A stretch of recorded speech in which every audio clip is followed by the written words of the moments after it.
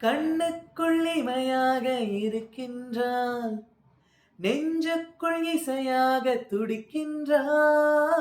நாளைக்கு நான் காண வருவாளோ, பாறைக்கு நீரூற்றி போவாளோ, வழியோரம் விழி வைக்கிறேன், என்னை தாளாட்ட வருவாளோ, நெஞ்சில் பூமஞ்சம் தருவாளோ, தங்கத்தேராட்டம் வருவாளோ, இல்லையே மாற்றம் தருவாளோ, தத்தளிக்கும் மனமே தத்தை வருவாளா, முத்து இதழ் முத்தம் ஒன்று தருவாளா,